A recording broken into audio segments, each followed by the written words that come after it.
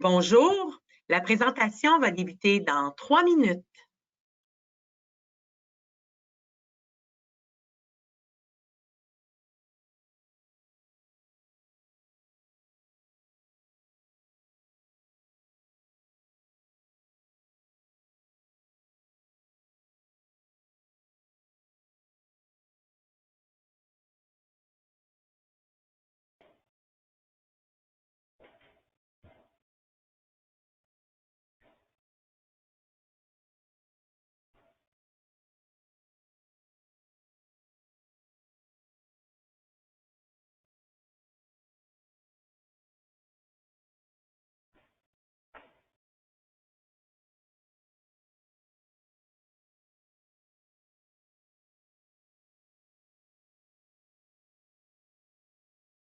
La présentation débutera dans 2 minutes.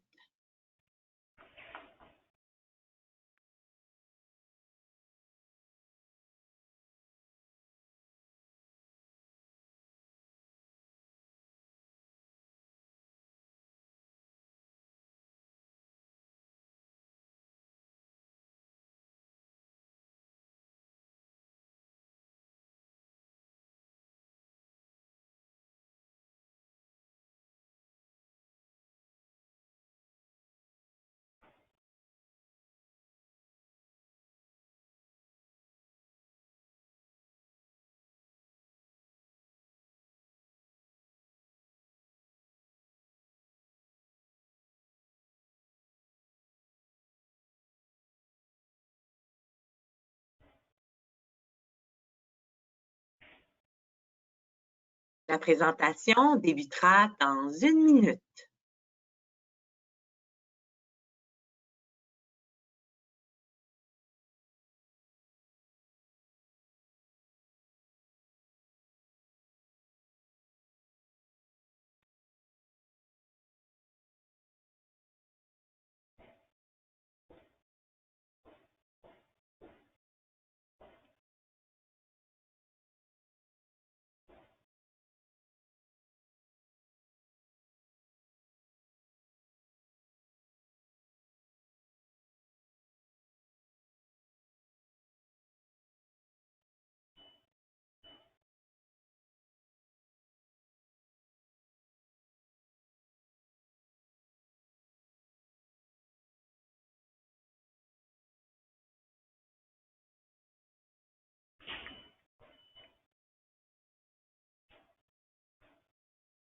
Bonjour, bienvenue à cette webdiffusion offerte par la Société de leucémie et lymphome du Canada et intitulée « Comprendre votre diagnostic de leucémie lymphoblastique chronique ». Notre conférencière, Tracy Régimbald, infirmière, fera le point sur les symptômes, les options de traitement et vous aidera à gérer votre diagnostic de LLC. Il est maintenant temps de débuter la présentation. Je me présente, Pascal Rousseau. Je suis la chef des services à la communauté pour la Division du Québec de la Société de leucémie et lymphome du Canada. Veuillez noter que vous n'entendrez que ma voix et celle du conférencier. La présentation sera d'une durée de 60 minutes environ, suivie d'une période de questions. Puisque vous êtes en mode silencieux, je vous invite à taper vos questions dans la zone de chat. Nous lirons vos questions à voix haute. La conférence est enregistrée. Il vous sera donc possible de la réécouter sur notre site Internet tout en visionnant la présentation. Nous vous enverrons un courriel lorsque le tout sera disponible. La mission de la Société de leucémie et lymphome du Canada est de trouver un remède contre les cancers du sang et d'améliorer la qualité de vie des personnes touchées et de leurs familles.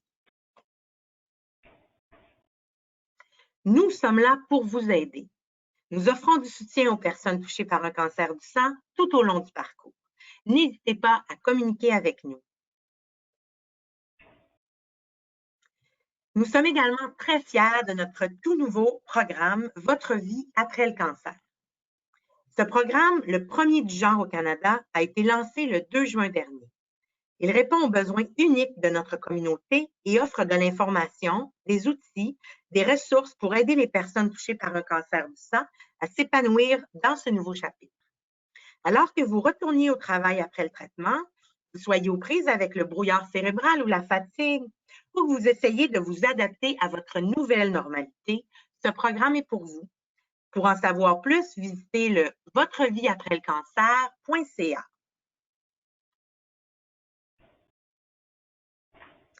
Nous offrons également une variété de services et de ressources éducatives. J'aimerais mentionner le Centre de ressources sur la COVID-19. Nous disposons d'excellentes ressources auxquelles vous pouvez accéder de chez vous, comme une foire aux questions, différentes webdiffusions pour s'adapter à cette nouvelle normalité. Notre site Internet regorge d'informations, des feuillets informatifs, des vidéos, des archives de nos webdiffusions passées, des balados-diffusions, etc. Donc, n'hésitez pas à consulter le sllcanada.org. Et finalement, en grande primaire aujourd'hui, je vous fais part de notre prochain événement, la Conférence nationale sur la leucémie. Alors, cette deuxième édition aura lieu virtuellement, bien sûr.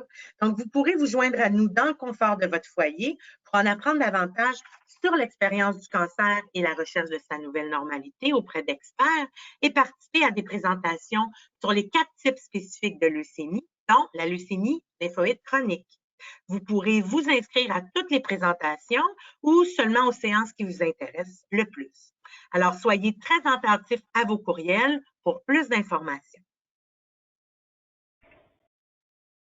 Et il est maintenant temps de souhaiter la bienvenue à notre experte invitée, Tracy Régimbal. Alors, Tracy est infirmière gestionnaire de recherche à l'unité de recherche clinique de l'Hôpital Juif de Montréal. Elle a 20 ans d'expérience en soins infirmiers dans le domaine de l'hématologie. Alors, Tracy, c'est à vous. Merci, Pascal. Bonjour tout le monde. Merci d'être avec nous aujourd'hui. Je voulais aussi remercier la Société de leucémie lymphome du Canada pour m'inviter à parler. Comme c'est dit, je suis infirmière depuis 20 ans, un petit peu plus, à l'Hôpital général Juif en soins hématologie, oncologie. Je travaille beaucoup avec les patients qui ont un diagnostic de LLC. Aussi, je travaille beaucoup avec les nouveaux traitements qui existent pour cette maladie-là. Donc, encore merci pour être avec nous. Comme je suis à l'hôpital, des fois, il peut y avoir un petit peu de bruit sur le système d'intercom. Donc, s'il y a trop de bruit, je vais juste arrêter quelques minutes puis recommencer. C'est ça. Donc, avec ça, on va commencer. Donc, aujourd'hui, on va couvrir c'est quoi le LLC.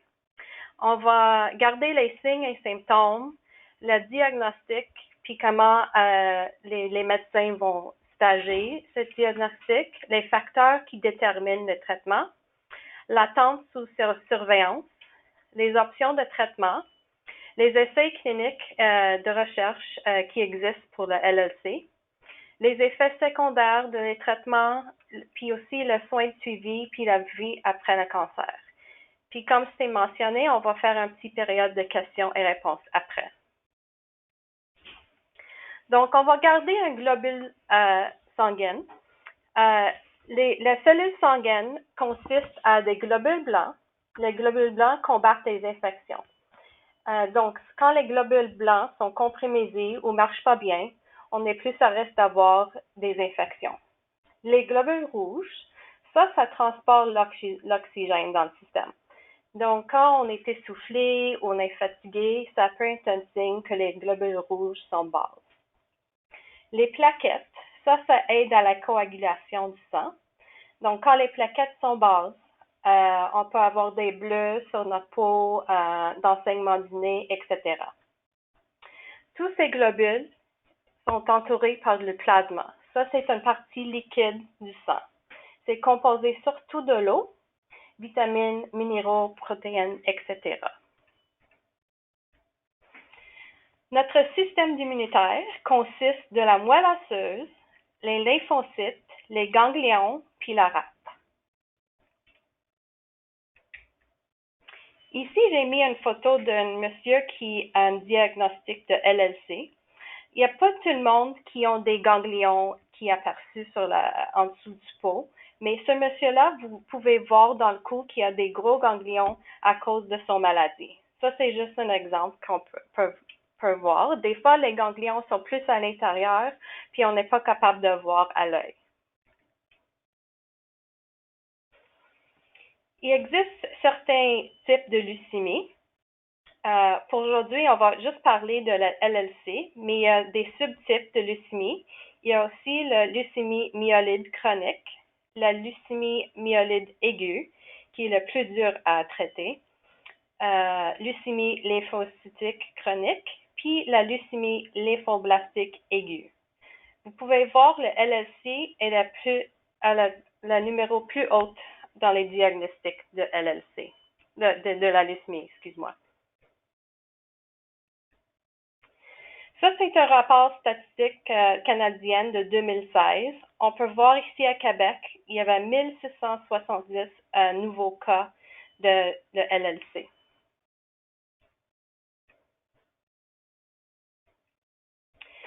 Donc, la leucémie lymphoïde chronique, c'est quoi? C'est un début par la modification d'un lymphocyte. Donc, dans la partie de cellules blancs, existe des lymphocytes qui commencent à se modification puis tourner mal, si vous voulez dire. Les cellules leucémiques ne combattent pas l'infection comme le font des lymphocytes normaux. C'est pour ça beaucoup de personnes ou patients avec le LLC, un diagnostic, on commence à avoir beaucoup d'infections.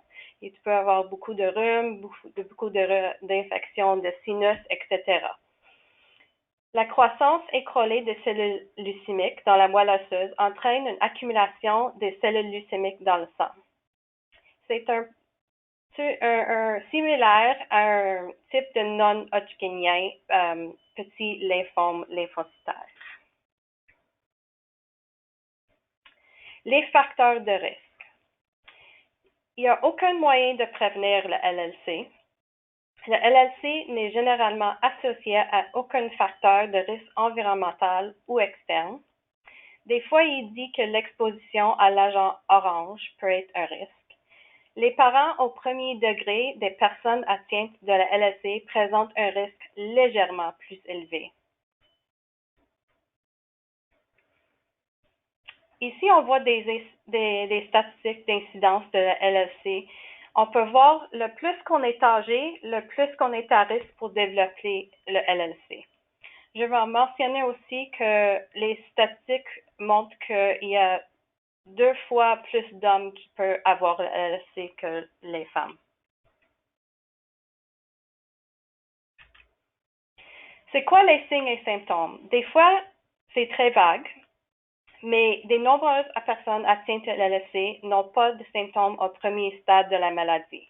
Des fois, on dit « Ah, je suis allé au médecin, j'ai eu une prise de sang générale, puis ils ont vu que mes cellules blancs n'étaient pas normales. » C'est juste par hasard, des fois, qu'ils trouvent. Les symptômes pourraient être prouvés comme la fatigue, l'essoufflement, comme j'ai dit, quand les cellules rouges sont basses, l'essoufflement peut arriver. Les ganglions qui peuvent sortir comme des bosses, comme la photo que l'homme, excuse-moi, je vous ai montré. Des infections et une perte de poids.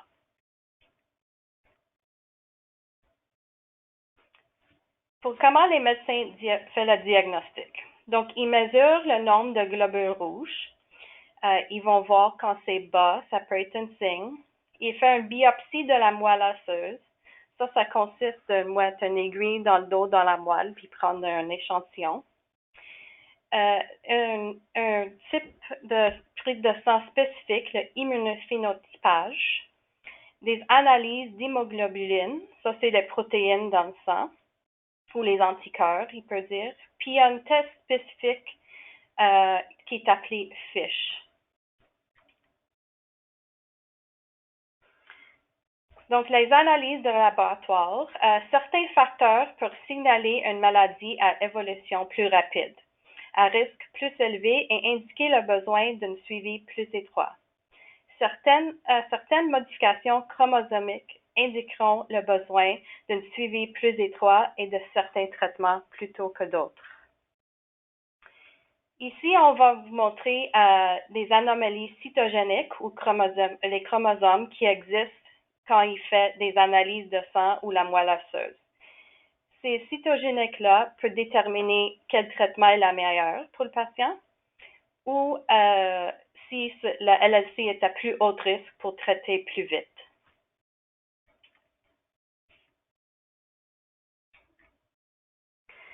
Comment on fait la stadification? Ça consiste d'une augmentation du nombre de lymphocytes leucémie. Donc, dans la prise de sang, il peut voir des cellules blancs très hautes. La taille et la distribution des ganglions lymphatiques. Donc, ça, il peut faire sa palpation de toucher ou il peut faire un scan pour voir la grandeur des ganglions. Il peut aussi mesurer la taille de la rate, puis le degré d'anémie et la diminution du nombre des plaquettes dans le sang.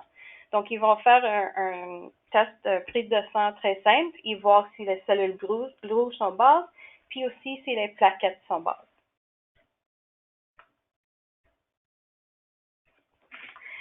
Les médecins peuvent utiliser deux façons de classifier ou stadifier votre LLC. Il existe le système de Ray, puis la classification de Binet. Donc, dans le rail, à la gauche, vous pouvez voir le risque plus élevé. Ils vont juste calculer le nombre élevé des lymphocytes. Ça, c'est juste par la prise de sang, le numéro de la lymphocyte. Quand les lymphocytes sont plus enlevés avec une enfleur des ganglions, etc., le risque est intermédiaire. Puis, vous pouvez voir avec le risque élevé, les lymphocytes, ils vont avoir calculé le nombre élevé des lymphocytes, anémie, ou le nombre de lymphocytes insuffisants des plaquettes. Pour le Binet, c'est à peu près la même chose. Ils calculent l'anémie, les plaquettes, etc. Donc, avec ces classifications, ils déterminent quand traiter le patient et avec les analyses de toute la moelle, etc., prise de sang, il peut faire la calculation quel traitement est le meilleur aussi. Excuse-moi. Le plan de traitement, il garde l'âge de personne, l'état de santé général de la personne. Donc, s'il y a une personne qui a des problèmes cardiaques, il y a certains médicaments ou chimio qu'il ne peut pas donner à cause de ça. S'il y a des problèmes de rénal, il y a certains traitements qu'il ne peut pas donner à cause de ça. Il garde aussi les analyses de laboratoire, examens physiques, puis la stade de la LLC. Après ça, il peut planifier le traitement. Excuse-moi. Les objectifs du traitement, c'est sûr de ralentir la croissance des cellules leucémiques, donner de longues périodes de rémission, réduire les symptômes tels que la fatigue et les infections, puis améliorer la survie.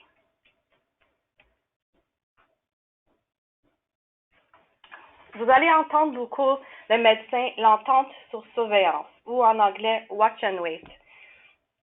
Cette approche comprend des examens médicaux, des analyses périodiques pour déterminer l'évolution de la maladie, puis le patient signale des symptômes au médecin. Donc, s'il y a juste des cellules blanches, par hasard, qui ont trouvé dans la prise de sang, puis vous n'avez pas d'autres symptômes de maladie, les ganglions ne sont pas enflés, vous n'avez pas de symptômes, il peut attendre pour commencer un traitement.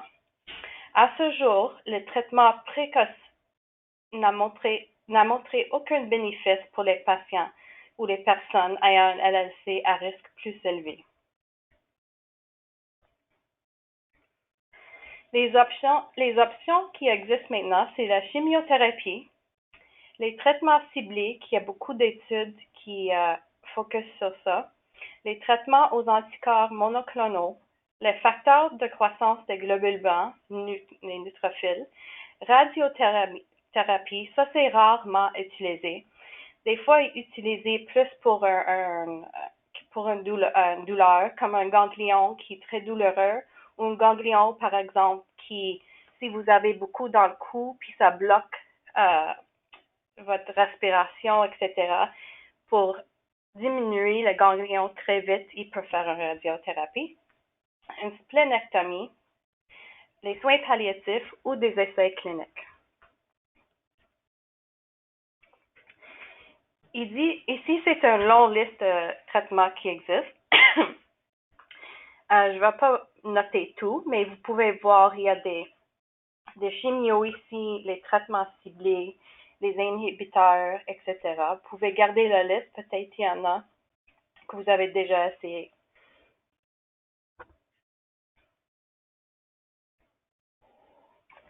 La réponse au traitement. C'est sûr, on veut une rémission, une réponse complète ou réponse partielle, maladie stable, ou il y a des maladies évolutives. Excuse-moi, j'ai quelque chose dans la gorge. La leucémie récidivante, ça c'est décrit comme un LLC qui répond à votre traitement. Vous êtes en rémission, mais après quelques mois, un an, etc., ça revient.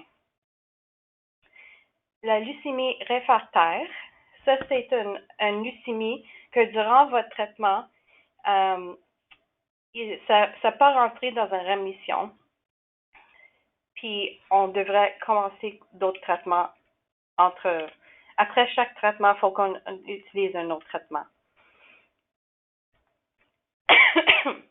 Le greffe de cellules souches, c'est rare dans le LLC qu'ils utilisent.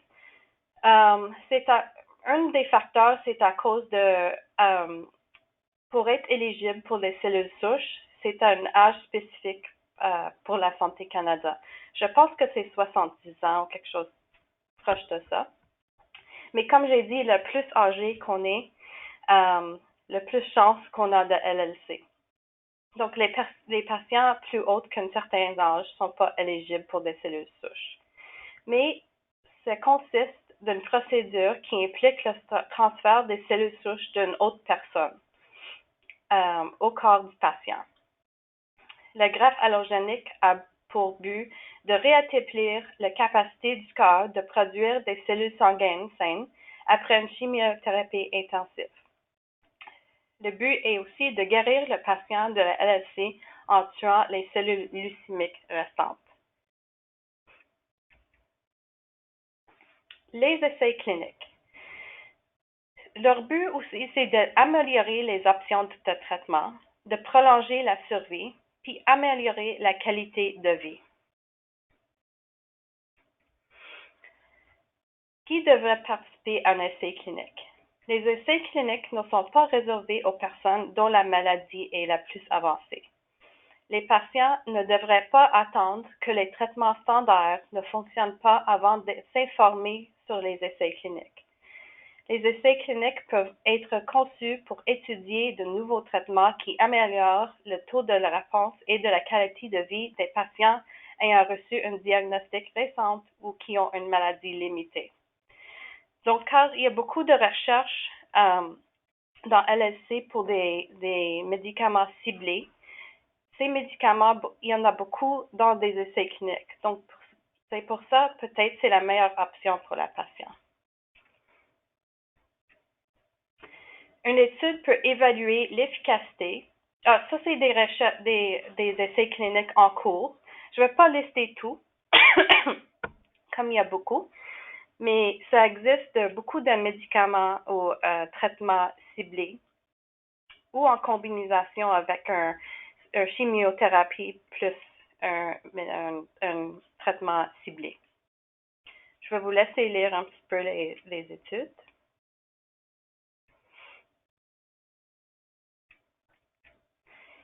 Ici, il y en a quelques d'autres.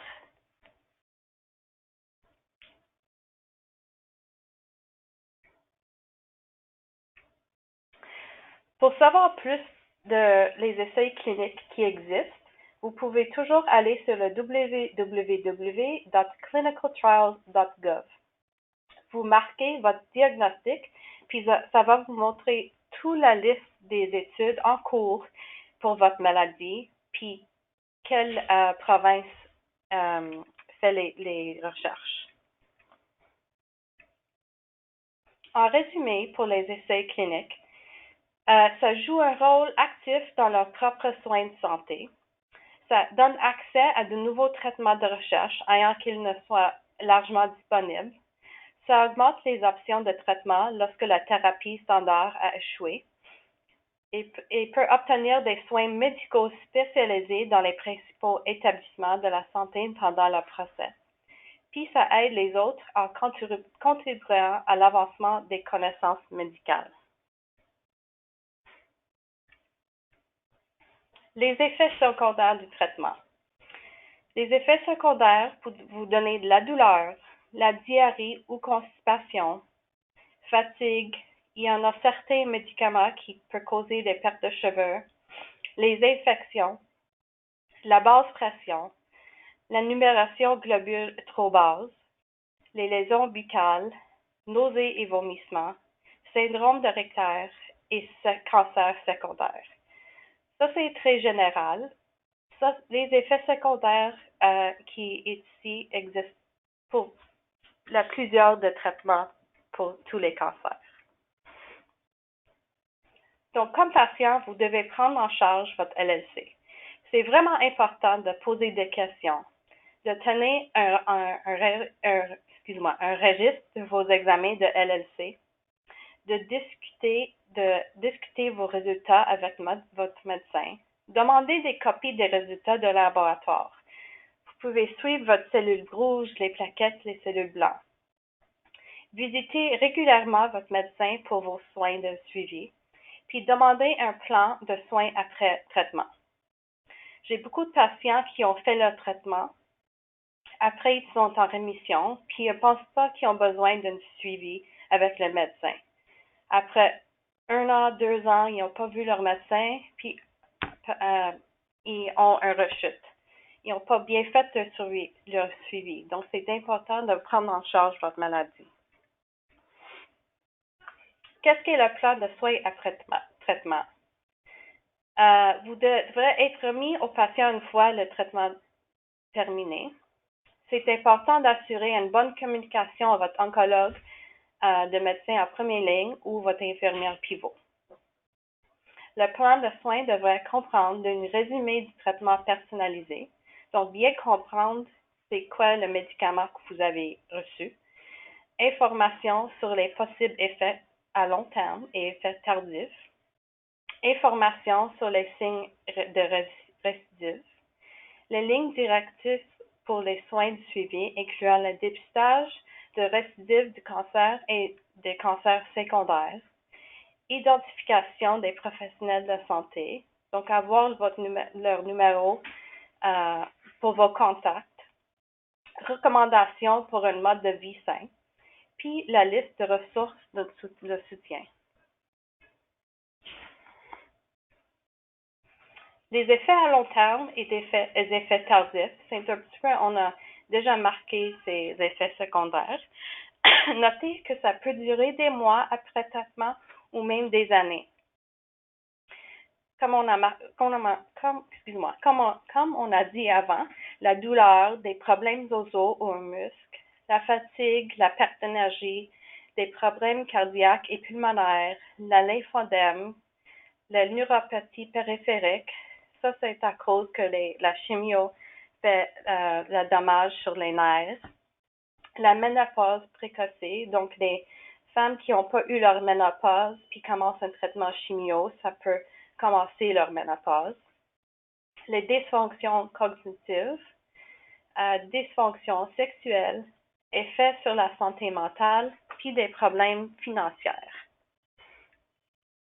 On dit des problèmes financiers parce que de venir à l'hôpital pour plein de visites, la gaz, le stationnement, avoir la nourriture ici, ça peut être très cher.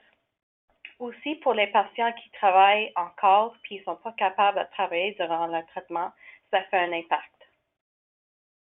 Donc, les recommandations pour un mode de vie sain, c'est important d'avoir une activité physique régulière, le maintien d'un poids santé, une alimentation équilibrée, une consommation d'alcool limitée, éviter les produits du tabac, utiliser une crème solaire, se faire vacciner et gérer son stress.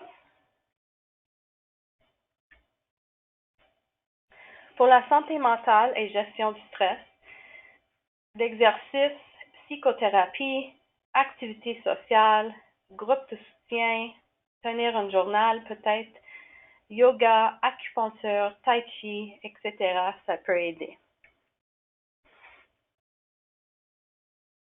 Comme on a mentionné, il y a beaucoup d'inquiétudes liées aux finances et au travail. Donc, les stratégies d'adaptation, c'est important de rechercher d'autres ressources de revenus si vous ne pouvez retourner au travail. Organisez vos factures en ordre. Faites appel à votre assureur. Parlez à vos créditeurs pour créer un plan de remboursement. Puis contactez les organisations comme la leucémie, la Société de leucémie et lymphome du Canada pour de l'aide. Peut-être qu'ils ne peuvent pas vous aider financièrement, mais ils peuvent vous donner des suggestions.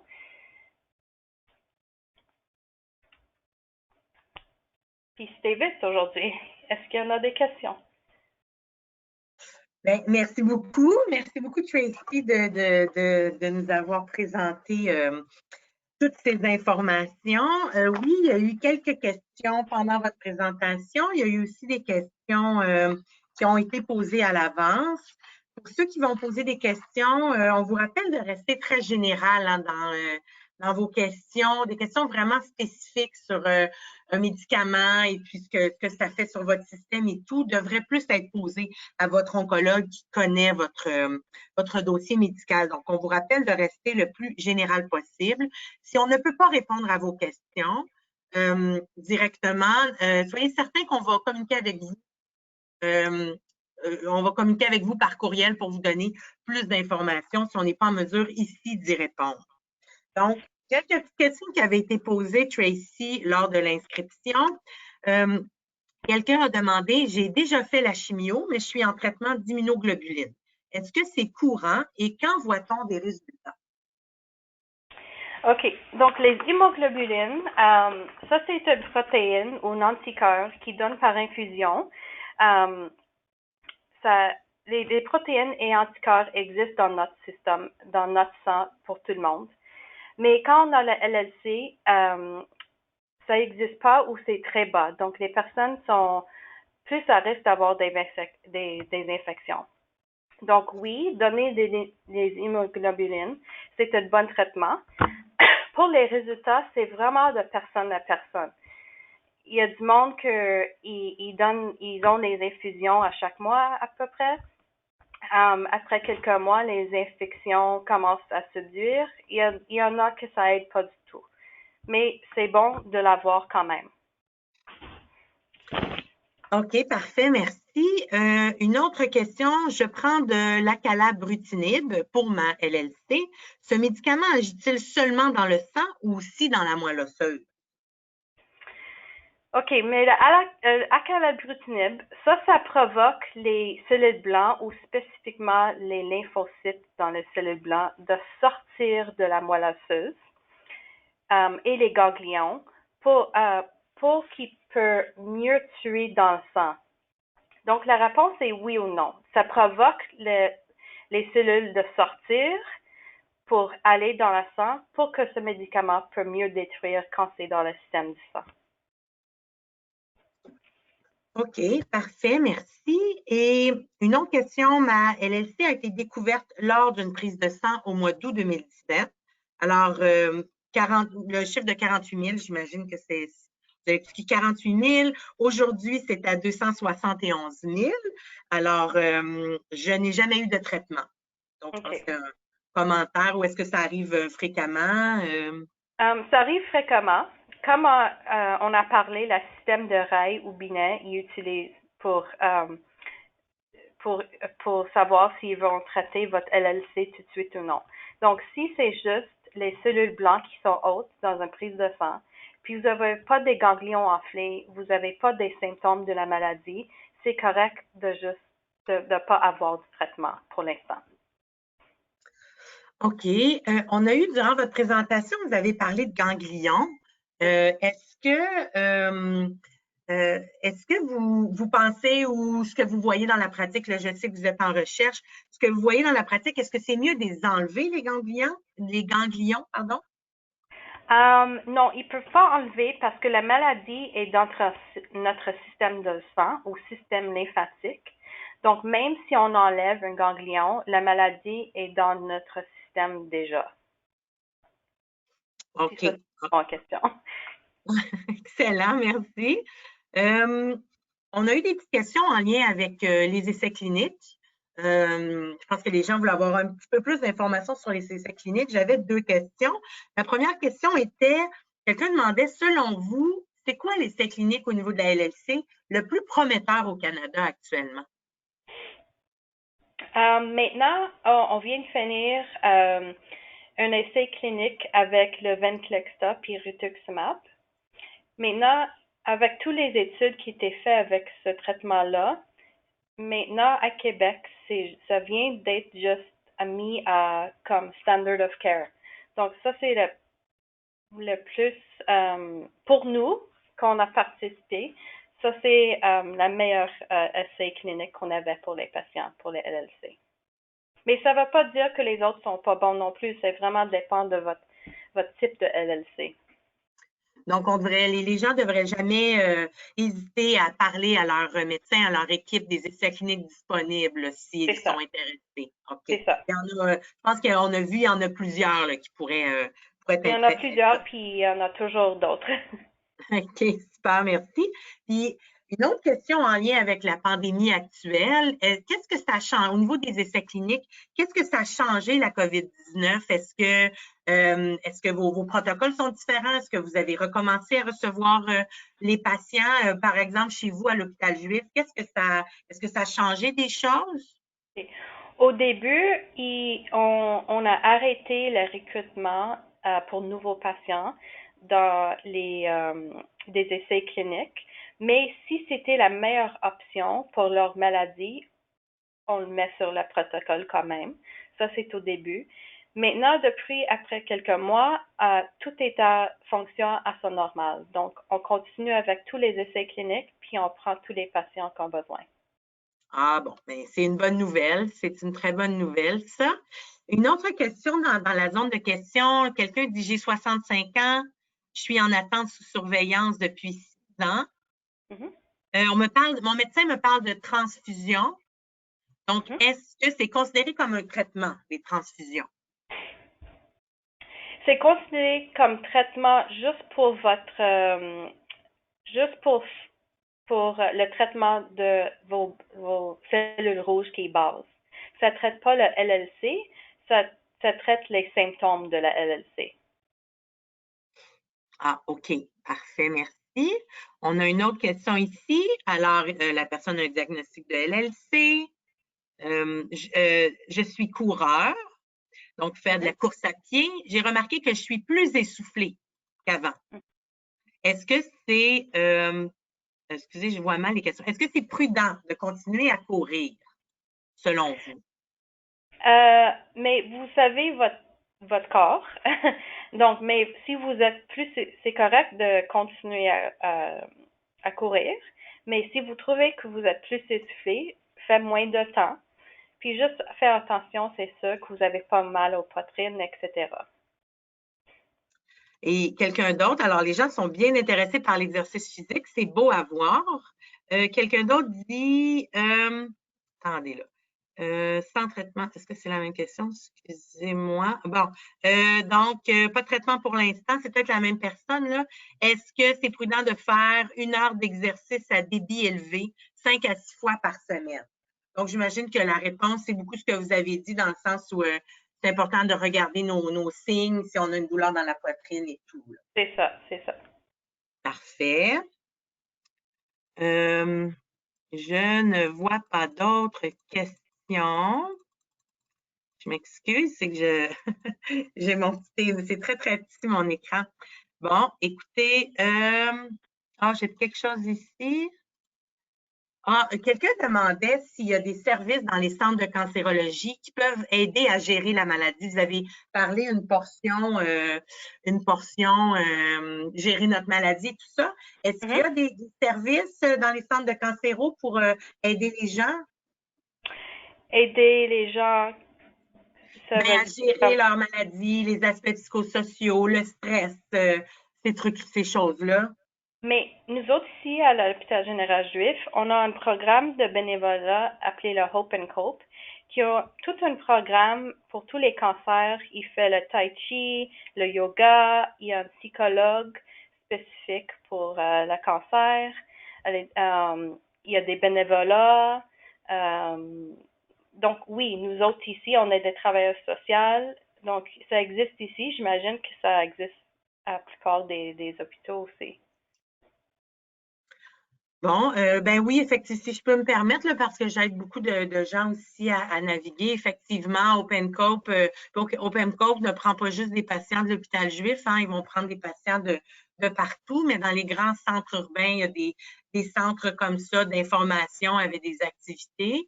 Puis toutes les équipes sont munies des équipes multidisciplinaires, de psychologues, de travailleurs sociaux, qui peuvent vraiment, de nutritionnistes aussi, qui peuvent vraiment soutenir les gens. Et répondre à leurs questions. Donc, il ne faut pas hésiter à demander. Des fois, passer par l'infirmière pivot, c'est la meilleure façon de le faire. Là, elle va pouvoir vous guider. C'est ça.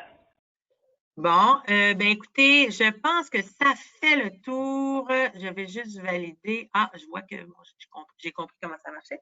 Donc, ça fait le tour. Merci beaucoup. Merci beaucoup, Tracy, d'avoir pris le temps. Je sais que c'est des moments très, très occupés actuellement. Donc, mais merci d'avoir pris le temps de présenter là, cette conférence. Donc, peut-être la prochaine acétate, s'il vous plaît. Oui. Je veux remercier nos commanditaires, alors Jensen et Abvi, qui, sans leur soutien, cette webdiffusion n'aurait pas été possible. Et ma dernière acétate, voilà. Alors, avant de vous quitter, je vous rappelle qu'on est là pour vous. On dirait que je répète ça sans arrêt, mais j'imagine que ça doit être vrai si je le dis.